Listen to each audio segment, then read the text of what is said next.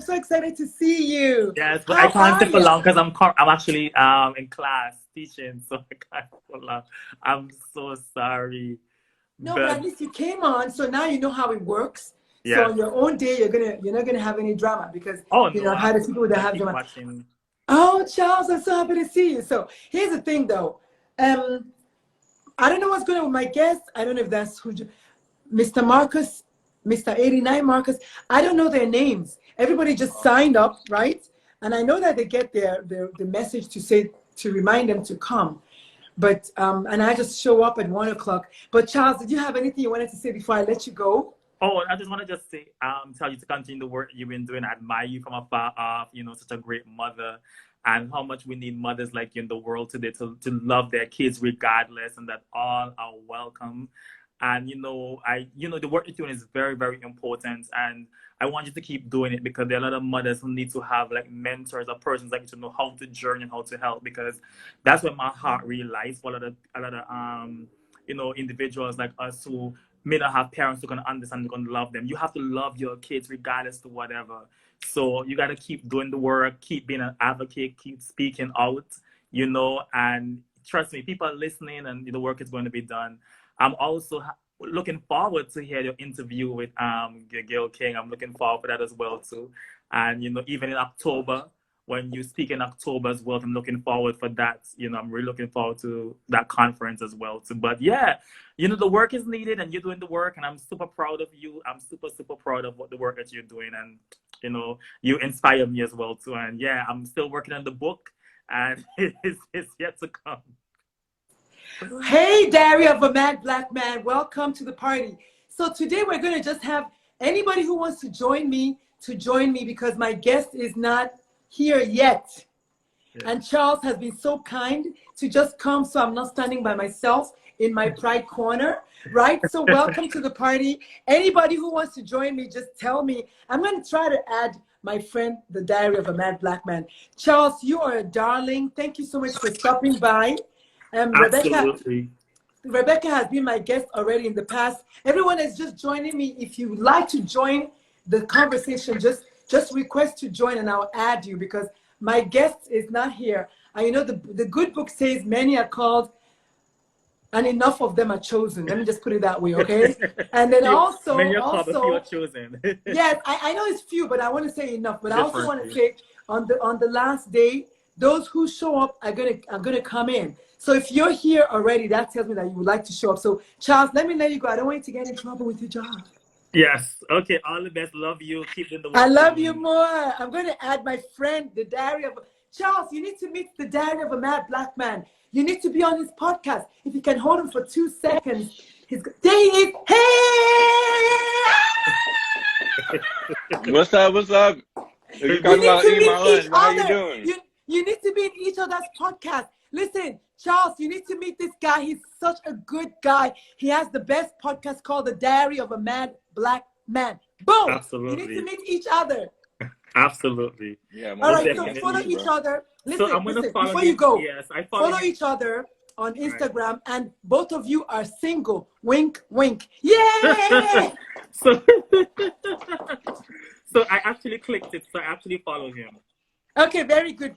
Follow each other, and Charles, stay. Don't stay on the show, but I know you gotta go, but stay on the show. I will. Thank you. Nice meeting you. Nice meeting you as well. Take care. Okay, bye. Are you eating something? What you eating? I am eating some jerk chicken. Oh my God! Cabbage, plantains, rice and beans. Yes. Do you know that I manifest? If you believe me when I say I manifested you, okay. Where are my manners? Everybody, welcome to the Pride Corner. The show is called the Pride Corner, our coming out stories and more, where I talk to people in the LGBTQ+ community, their allies, their co-workers, their neighbors, whoever, right? So today we're being joined by anybody who wants to join the show, because my guest did not show, but Dr. Lulu will not be stood up, okay? I was just on Gail freaking King, okay? You don't get to stand me up, okay? I saw that. Booyah! I was like, yo, you killing it. Look, pow, pow, pow. You don't get to stand me up, okay? Yes. That's dope. I don't care if I'm wearing a fancy dress and high heels. Mama's gonna knock you out. Yo, I need you on the podcast again. We gotta do a part 2 because we've done so much in the past year. Can you believe it's been like a year since we met? I know it's been a year because we met during the lockdown, but you know what's more important? I manifested you. A friend of mine wants to do a show in Atlanta, and I'm supposed to be coming there to record in her studio. And then her studio people just went kind of crazy. And I said, I know a guy with a studio. So I was thinking about you yesterday. I'm definitely in the studio. Yeah. Definitely let me know. So she wants to shoot a TV show. So I said I was going to ask you if yours is TV or if it's just podcast. No, they have it's a full-blown multimedia studio. So they have a podcast. They have a separate podcast studio. They have one for like music, and they have one for digital, all that stuff. So they can do TV. They can do TV there. Like, can they record for TV, or can they like? Yes. Can they record for TV? I believe so. Oh, yeah, it doesn't matter. It doesn't matter. It's a full-blown production. It's a full-blown production company behind the podcast studio. So first of all, congratulations on that. Okay, and red is my favorite color. But welcome. Thank you for eating on my show. Let me tell you something. When my show goes viral, when I get my own show on Netflix and I'm on CNN, I'm gonna have you come back and I'm gonna put this clip on there. You're eating jerk chicken on my show. What? Look. Pow. Look, I'm gonna take a bite on that one. I'm gonna take a good bite on that one. No, he didn't. Y'all, this is true life. Okay, you cannot edit life. I love life and I love my friends. If you're my friend, you know that I am the real McCoy. Okay, I keep it real. Look at my friend eating jerk chicken on a national, about to be syndicated TV show. But that's how we roll, because if you don't eat, you're not gonna be good on my show. So welcome to the party. And then welcome Neuroscience. Juanita, welcome. Juanita is my brand new BFF from yesterday. Cool and 805. Frank with an E. Handsome guy named William. What? All kinds of crazy folks are joining me today. Handsome guy named Will. That's my homeboy. He's basically co-executive, co-owner of the Black Podcast Club. Wow. Well, listen, I'm a member of the Black Podcast Group, and I'm going to let you put a shout out for them in a second. But I'm just so happy.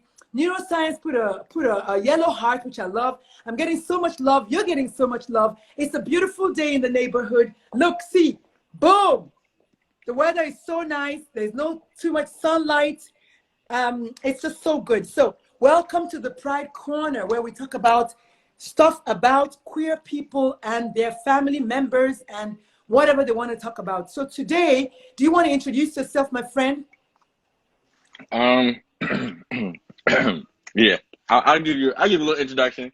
So what's up, everybody? My name is Blake. I'm the host of Diary of a Mad Black Man, a podcast that chronicles my life and my mental health journey. I'm also the CEO and founder of the Black Podcast Club, a safe space for Black creatives and podcasters to network and get to know each other, turn up and have a good time. The main hat that I wear is being a mental health advocate, really advocating for the mental health and well-being for myself first, and then for Black men, and then for my community as Black people. We've been through a lot. And I'm just in a space, just being a Black creative, trying to do dope things, change the narrative on what it means to be, or what it means to have mental illness, and just raise awareness and do dope stuff and elevate Black people like yourself. Dr. Lulu, since you came into my life, we've just done so many great and amazing things. So happy to be here. Appreciate your opportunity to let me show up as my authentic Black self, eating jerk chicken on your show, your nasty syndicated show. So definitely thank you for that opportunity. Let me tell you. And on that note, I'm going to take another good bite with some cabbage in it too. You know what? Matter of fact, take two. Take 2 bites and a half. Let me tell you something. There's no other show on this earth where you can come and be yourself and just eat jerk chicken if you want to eat jerk chicken. Okay? Eat jerk chicken. Matter of fact, eat 2 jerk chicken. That's what I'm talking about. MC in Quebec says, New York-based therapist and ally here. You two are phenomenal. Thank you for raising awareness. That's what we do, honey. That's what we do. Black and proud and not even ashamed to say it. Looking good in the neighborhood. Okay? Yes. So, Gregory says, hi, Dr. Lulu. Hi, my friend. Gregory, you need to say something right now. Are you coming on my show or are you not, Gregory? I'm going to put you out there. Yes, Black is beautiful.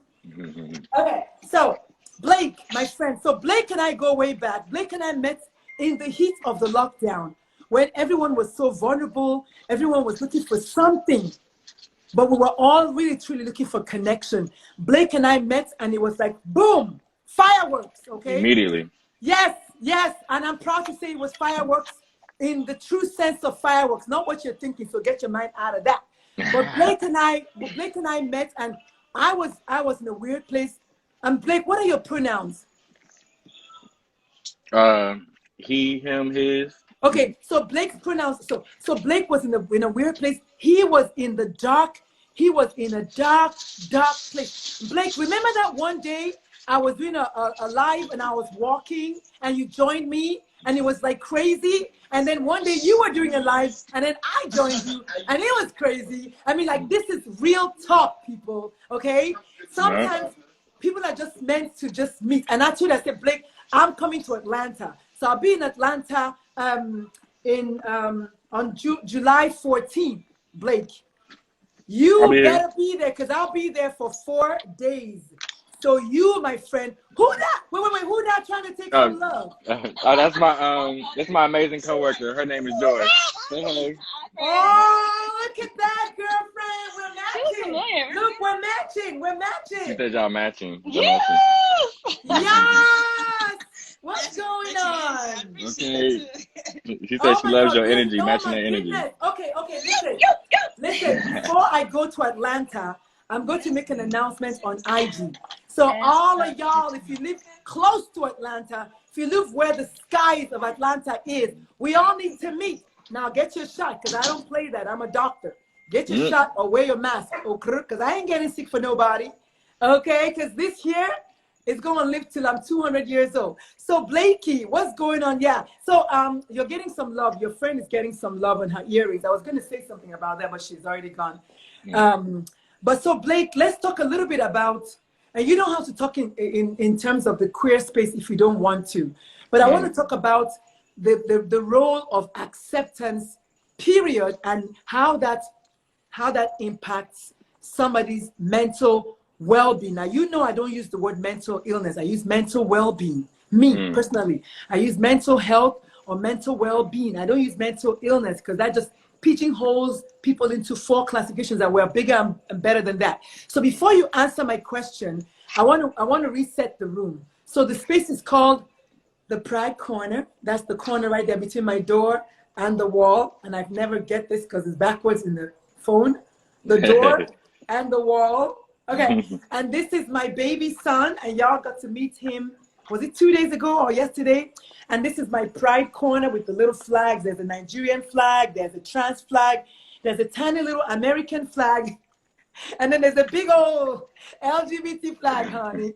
So here's the thing. I am a pediatrician about to be retired as a physician in about 2 weeks, actually, to be exact. And I'm going to jump into coaching parents of queer kids. Blake, let me ask you a question, because I just had a will-be client before I went on live. And when I told her how much I charged, she said it was too much. What do you think about that? Do you think I should bring down my price, or do you think I just say, wait for the person who's going to pay me my worth? What do you think? Wait for the person that's going to pay you your worth. Because the thing about it, too, is when these other big businesses and entrepreneurs and stuff like that, when they set their prices, it's their price. Yes. If you can't afford me, then that means I'm not for you. And if you're looking at a dollar number, like when it comes to services and providing coaching and things like that, this really is an investment into you, into yourself. Oh my God, preach. So are you willing to invest into yourself or no? That's ultimately what it boils down to. Yeah, that's it. And sadly, where I love all of my clients, whether they sign up or not, we actually have like a child here who's already experimented with self-harm. So like we need to get busy right now. But thank you for affirming me, because for a moment I was like, oh my God, is my price too high? But the other day my sister coach said, sis, there are coaches who charge $50,000, coaches who charge $100,000. You don't even charge $10,000. So don't worry about it. Those who are yours will come. And look, let me tell you, I have 4 minutes on Gail King that's going to open the doors for those who will say, that's all you're charging? Do you know when that's going to air? No, but they told me that we need everything uploaded by Sunday, the pictures, the videos, because it's really about Pride Month. They wanted to interview parents of queer kids because apparently last year they did one and they interviewed the kids, but this one is just parents of queer kids. So I have to upload like pictures and videos and things like that. So, but we did our part already. So we're just waiting for them to give us the green light. But all of y'all will know as soon as I know. So thank you all so much. My name is Dr. Lulu, and as soon as I retire as a pediatrician, I'm going to become a parentrician. I'm going to start working with parents of children in the LGBTQ plus community, helping them with their acceptance and support and understanding journey so that their children will thrive without judgment or limitations, okay? And I'm not doing it because I'm 25 steps apart. I'm doing it because I'm one step ahead of the parents, because I used to be that parent. So that's my story. What's yours? All right, Blake, talk to me. Let's talk about acceptance. I'm actually gonna give you some exclusive gems. I'm gonna give you 5 minutes. I'm gonna step outside my office real quick because I know. Let's do it. I know we finna get real. So tell me your question again, so I can. So my question is, what do you think about the role of acceptance in I'm getting some love here. In Quebec says you started already. Thank you. So here's the question. Now, I'm going to ask you. Oh no, you're outside now, so it's thinking. Oh. How's my internet connection? Yeah. Don't go too far away from the house. We need that internet connection. This is so powerful because I can't. Yeah, this was an impromptu. Blake just jumped in because that's what friends do. When I was almost stood up by my guest, Blake was like, that's my girl. I got to represent for her. So Blake jumped in, not even knowing what the heck I'm going to ask him. But I'm about to ask you some questions now, Blake. So the first question is, what is something that no one else knows about you that you feel like you can share with the world? Because I'm about to go nuclear. Talk to me, Blake. Something that nobody else knows about me? Yes.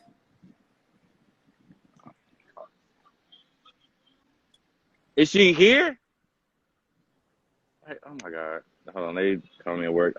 So something that nobody knows about me is, I've been if you haven't listened to my podcast, one of the reasons why I struggled with suicidal thoughts for so long is because I didn't want to accept myself. I didn't love myself. I didn't want to be attracted to men. I didn't want to be gay. I didn't want to be bisexual. I didn't want to be any of that. Nowhere on the alphabet I wanted to be, and it took a lot of therapy. Shout out to my therapist and the slew of therapists that I've had. Shout out to God and the universe for guiding me. And shout out to everybody who's become a part of my tribe and my community that has supported me and affirmed me and allowed me the space and opportunity to be myself and be unapologetically who Blake is.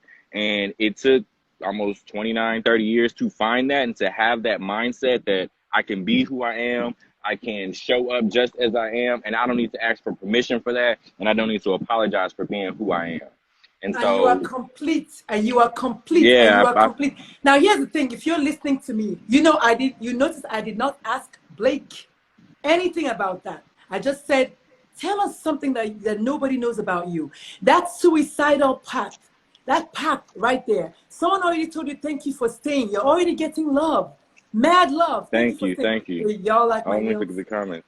I got all my people's in here. What's up, Keela? What's going on? I know. It's amazing. Listen, let me tell y'all something about her right quick. That is a woman who has changed my life. And it wasn't until I got into a space mentally of acceptance.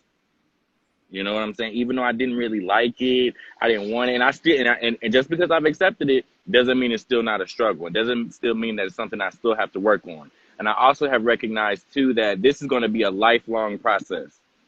How I deal with how I feel about my sexuality and who I am, even in my blackness, too, sometimes. I was just going to say that you are at the intersection of black, male, and gay. That is a dangerous intersection in America, especially. It's okay, they be shooting at that intersection all the time. Yes, well, of course, I know, of course. But, in America, it's bad. But imagine Ghana or Nigeria Okay. So yeah. Yeah. Oh yeah. I already But know. this is so. But I don't want us to rush that piece. So for those at the back, this gentleman Blake, who has jumped in today to just save my show, basically is at the dangerous intersection of black, male, and gay. And look at what he said.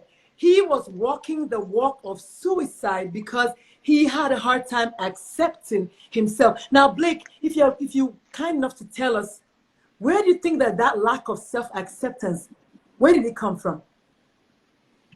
It comes from society. It comes from my family. It comes from the people I grew up around. It comes from the language that I grew up listening to and the internalized homophobia that I internalized, the self-hate that I internalized. Yeah, those are the places. I mean, yeah, those are the places that it came from. I want y'all to hear that where it came from was not a chemical imbalance. Blake has not said anything about a chemical imbalance. And I'm saying this as a pediatrician. Most doctors, most drug companies, they want to make it about a chemical imbalance and give you medication, forgetting that you were raised around toxicity that got you thinking that you're the one that's not right. You're the one that's crazy. You're the one that's bad. You're the one that is a mistake by God. But really, the truth is the people around you. If you don't know yet, I have a TEDx talk. It talks about child trauma. Look it up. My name is Dr. Ume. Look it up. I talk about this fact that a child who jumps to their death usually is within 6 feet of the trigger. 6 feet of the trigger. You go think about that. Thank you so much. That was so deep. That was so deep. So I'm like that. Go ahead. No, I'm just reading the comments too. Some my homegirl was like, "Yeah, he's not gay," because there's something else that I have to deal with inside the community, which is just because I'm attracted to men doesn't mean I'm only attracted to men. You know, I don't like to necessarily be put into a box. I like to say I'm sexually fluid, because there's just because I've gone down this path of acceptance. It's like, well, now that I accept this, what else will I accept? What else will I you know like what, and Blake? enjoy? But you know what, Blake? It gets better. Blake, I am bisexual too.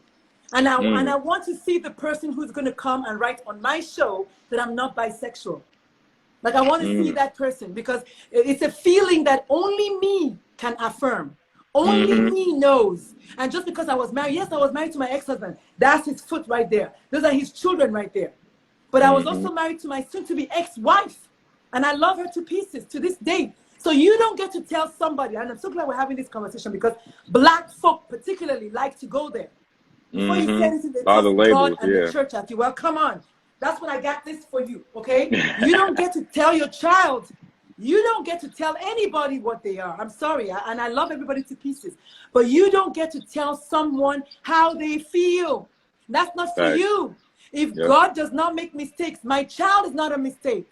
My child is a freaking graduate from Stanford, top of the class in the high school, top of the class at Stanford, presidential scholar today at the New England Conservatory of Music. That's their first upright Yamaha piano right there. Cost me $30,000 when they turned 10. That's my child that God gave to me that is perfect in his eyes. Well, I think God is non-binary anyway, so we're just going to leave that alone. But yeah, so there's a whole other conversation. Oh, honey, my book. No. My book is called What If God is Non-Binary? Stand by. It's coming out. Oh, yeah, honey. Somebody got to go there. Bow.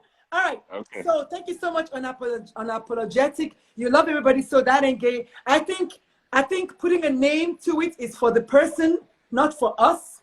So if somebody want to call themselves a fish, then you call them a fish. They want to call themselves gay, you call them gay. They want to call themselves pansexual, polyamorous, asexual, whatever they feel is how they feel. So God is freaking non-binary. Thank you, Unapologetic. You're talking sense. And for that part, I'm going to pin that part, because I'm actually going to write a book called What If God is Non-Binary? Stand by for that. So Blake, I'm going to reset the room real quick. The show is called The Pride Corner. I'm actually going to, well, before you do that, I'm actually going to tap off because I got to get back in here to work. Appreciate you inviting me onto your show. You know, we're going to do some more great stuff in the future. And so I'll good see to you in connect Atlanta when I come in about 2 weeks. June 14th, I'll be ready for you. Yes, it's going to happen. So there she is. Hey! Hi, I'm not. Oh, my goodness. I know my kids are like, Mom, how do you have so much energy? I don't know. God gave it No, to I me. love it. No, that's the you reach from the earth and you pull it out. Like that's where you get it. It's like I don't know. Like that's I feel the sunshine, but I also feel the roots of everything in your spirit. So I love it. I love it. And I love those colors in your background. What is that? Can we see that? What is that? thank you. This was a ridiculous neon mushroom tapestry that my best friend got for me probably 10 years ago. That's amazing. And is your first name Chloe? Yes, my first name. Someone is giving, Shari, what? our sister. Shari, you need to join us. Let me see. Shari, you need to join this party right now. Hi, Chloe. Your picture is frozen, but I can hear your voice. What's going on? Oh my God, Shari, you look so hot. Like really. I'm walking around my neighborhood. I'll stay in one spot though. No, but it's not affecting. I don't think Chloe can join us, but Yeah. but it's not affecting. I love your shades. I love your t-shirts. Thanks. Oh my goodness, look at that. Who's that girl? Yes. We are talking about stuff that no one else likes to talk about, like queer space, like raising kids in the queer space, like parenting a queer child. And Chloe was here for a minute. I don't know what happened. Oh, Juanita turned me down. Chloe, can you hear me? Yeah, can you hear me? Yeah, I can hear, but we can't see. Your picture is frozen. Oh, weird. Okay, let's see. I think if you leave and come back, then your picture will reset itself. Your picture is frozen, but you know, I mean, if you want to just talk. I see you, Chloe. Yeah, we see you, Chloe. We actually do see you. Yes, that's true. You're just not moving. But so I'm going to start with Chloe because Chloe is the fresh blood in the space. So Chloe, can you hear me? Yes, I can hear you guys. Yeah. Okay, so Chloe, tell me, what do you think? So I'm at work. Oh, that's okay. That's okay, Juanita. We do not want you to lose your job over this. Not yet. But tell me, Chloe, why have you been coming and listening to these talks almost since day one? Why? I mean, it's extremely. So I don't know. I'm indigenous Mexican Jewish. Oh, wow. So it's a very strange mix at the same time. I am not black and so I still lie in very close proximity to white privilege in comparison to, black people. And let's tear that apart for a second. You are a person of color. Yeah. So the Hispanics, the ancestors of Hispanics and Mexicans were not white people. They're Aztec Indians. They're not white people. So if you're Mexican, if you have one drop of Mexico in your blood, you're not white. So that's important information. You're a person of color, and person of color. Even Shari is a person of color. Yeah. Yeah. So I mean, so this is so important. I want you to keep going. This is so important. I want to hear. So this. I'm gonna go because I hear a lot of landscapers in my background. I'm gonna keep watching, but I'm gonna sign off being on video. I don't know how to do that. Can you delete me? Okay. Keep watching. All right, I'll leave and then all right. No. Don't leave, No. Chloe. Don't leave. Okay. Chloe, don't leave. Okay. Don't leave. And Masinke, my goodness. Masinke says that they're actually in Mexico right now. They're actually joining from Mexico right now. So Chloe, do you see that? You never know where your cousin is, right? So this is so important. This is so powerful. So welcome, buenos dias and bienvenido at Masinke. But yes, I've come into I came to know you, like Shari shared something of yours, and I thought, wow, this is so fascinating. She, this is a powerful woman of color who is, who cares about queer parenting, and not only that, but you come from the medical field, so. And that's my background is, I have 10 years in psychology and neuroscience in academia. And I'm very much feeling the need and desire to travel away, to get outside of academia, because it's very limited in terms of its approach to anti-racism. Yes. Even when it comes to scholarships that are literally aimed. I saw a post yesterday. A Black activist who's a professor at IU in the community. She shared that there was this great program, this doctorate that was focused 5 years to pay a student to focus on anti-racist studies. And I looked at the stipend. The stipend is $23,000 per year, which is exploitation. It's at the highest level. And I know because I experienced it. And when I didn't experience the worst of it, given that I still have so much white privilege within this very racist academic system. But anyway, that's how I came to want to learn more about what you had to say on the subject. That's how I am where I'm at now, which is figuring out what the next step is in terms of how to best serve our communities of color, especially young brown and Black girls, especially young brown and Black trans girls, especially young brown and Black girls that do not exist in bodies that function in this world that, you know, was built by capitalists meant to produce and exploit brown and Black people to line the rich man's pocket. So I'm so fascinated to know what your opinion, I'm here for the community building. I'm here to listen. I'm here to learn. I'm here to revise in every moment. And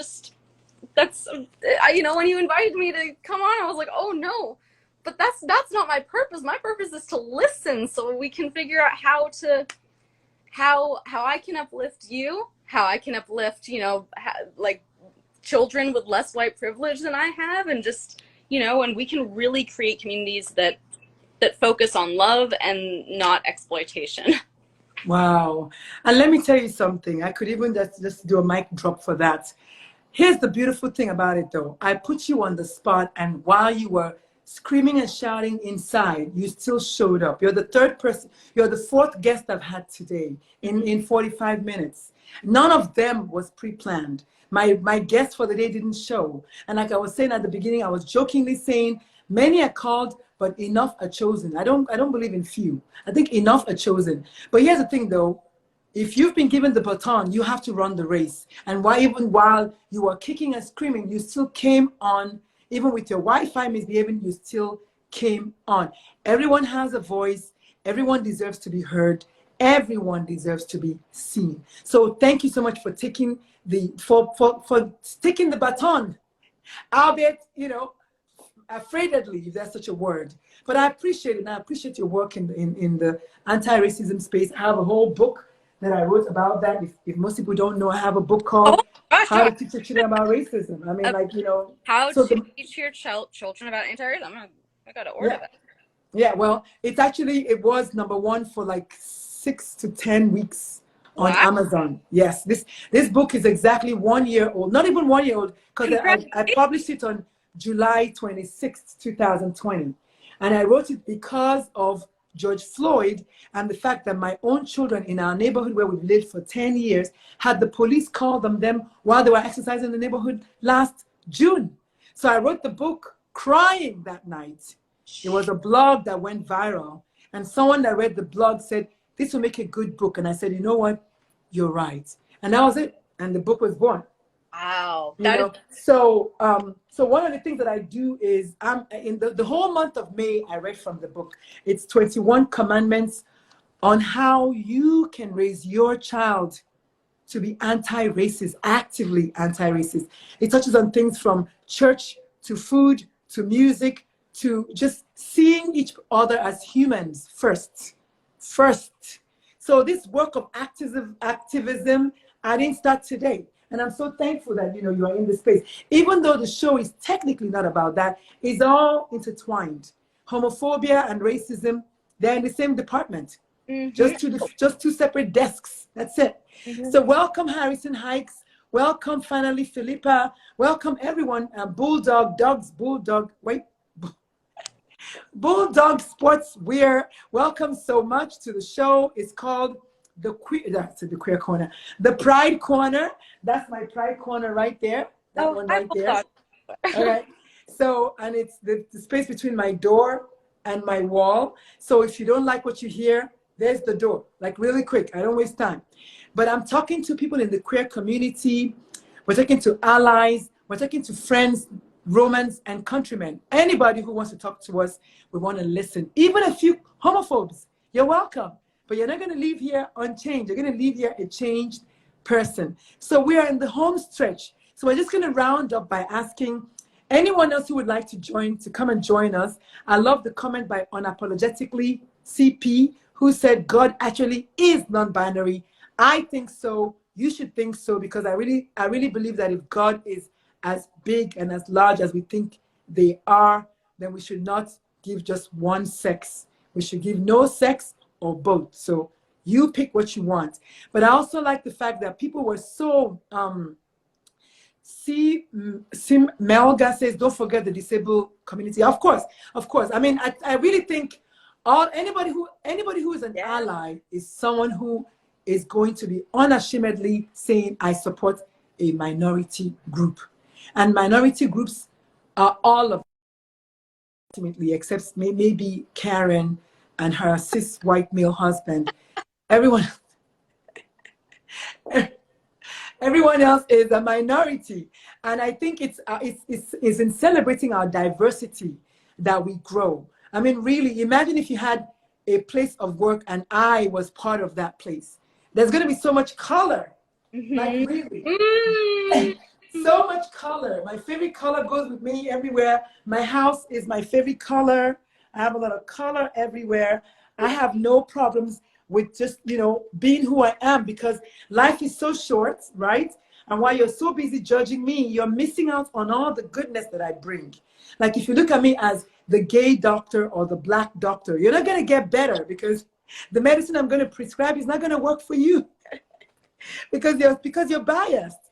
And that is the truth of the matter. So that was today's show. I think today's show was just so just amazing. I didn't know what was going to happen. I do get nervous every single day about my guests. I never know if they're going to show or not. And today it happened. They didn't show, but guess what? I had 4 fantastic people join me, because when the community holds you up, you stand taller. That was good, Dr. Lulu. That was really, really good. All right, Chloe, we're on the home stretch. Where can the viewers find you? Do you have your own business? Do you have anything that you do for a living that you'd like to talk to us about today? So I'm currently in transit. I am trying to, I'm figuring out probably using my writing skills and using organizing skills that I've developed over the last 10 years. At this point, I have a large amount of scientific literacy. So moving forward, find me on Facebook and Instagram. Follow me there. I'm not sure what my next step is. I've been sort of brainstorming potentially offering some type of free service, at least when I make my transition. I'm probably going to move into technical writing. Probably trying to offer some type of free editing service. I've become aware through listening to certain to many different Black voices and my fellow brown community members that are darker than I am, that there really exists a lack of editing and academic services for people that have really been abused within the academic system. But in order to attain grants, in order to create business models, they need to be able to present their work. So recently I've been sort of thinking about how I can potentially use my skill set to uplift those voices and sort of and increase accessibility to white privileged spaces through that. So it's a very process. But thank you so much for having me. And no, thank you for always being there. Thank you for always coming on a daily basis. I think I recognize your name now because you're pretty much always here. Welcome, Elizabeth. I wanted to take a moment to say, Melga says, many do not know that the disabled community is the largest minority group. Disability does not discriminate. I don't think it discriminates. The funny thing about it is those who procreate hatred? Is that the word I want to say? Those who procreate hatred do not know that they are the ones who actually are the sick ones. Because you have to have so much self-hatred and lack of self-love and self-compassion and even self-kindness to hate somebody so much, because you cannot truly give what you don't have. So if all you're doing is spewing hate, that's because you have so much of it for yourself. And I don't think enough people know that. But I do want to go back to one thing that you mentioned. You mentioned something about, being kind of in evolution. You're still, growing. You're still morphing. You're still trying to find your way. I want parents to hear that, because I always have a way of bringing things back to the work that I do. I want parents to know that gender is fluid, okay? Sexuality, I almost dare say, is fluid. And so do not get into that place where you assume that just because your child says they are this, then that's it forever. Or maybe because you think your child is a certain way, then that's it forever. Gender is fluid, and it's not all about sex. Okay, I have to say that because my show is for grown folks. It's not all about sex. Gender is more than that. Relationships are more than that. I'm not looking at my neighbor and just thinking, oh my goodness, what's life like in bed? But I know that the world, the only thing they think about in same gender relationship, my son said, is same gender. Or rather, my first child said is same gender. That's all they think about. People in same gender relationships eat food, they cook, they go on vacation, they fight, they write books, they are normal people. They're not always having sex. Yeah. So disabuse your mind. Go ahead. Go ahead. No, and I was just going to mention, there are some people in there are plenty of asexual gay people who are in relationships, fulfilling relationships, that choose not to be sexual even, so they can include all of that. And exactly. Asexuals are, the letter A is asexual. The letter A is asexual. So but my thing is just stop sexualizing everything. Like, really, if your child says, I had a client today that, the mom was so worried because the child told her that she's lesbian, and she couldn't see past, the fears. Oh my God, well, maybe she's not going to end up becoming lesbian. Well, you've known that for 3 years, and then she was lesbian at birth. She didn't just become lesbian at 16. So the point I'm trying to make is stop thinking only sex, and stop putting God as your reason, because truly that is not true.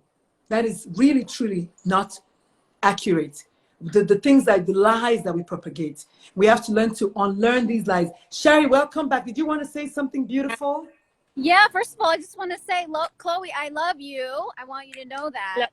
And also, Dr. Lulu, I want to brag about you. I don't know if you mentioned that your article was published on Collegiate Parent today. Yes, I forgot. Yes. And it's getting a Oh my ton goodness, of that engagement. article is getting so many good comments. This one lady said, thank you so much for sharing so much wisdom and so much in your thoughts. And then one other lady said, she quoted me, she said that she was hooked at when I first met them, I fell truly, madly, deeply in love with my child. And she said that part just blew her mind. And thank you. So I forgot. Yes, my article was published today. And honey, congratulations. Thank you. And it's all thanks to Shari. And we're getting so much love. Thank you all so much. Thank you. But every good thing must come to an end. So, but before we end, I want Shari to tell the people, where can they find you and your beautiful writing? Where can they find it?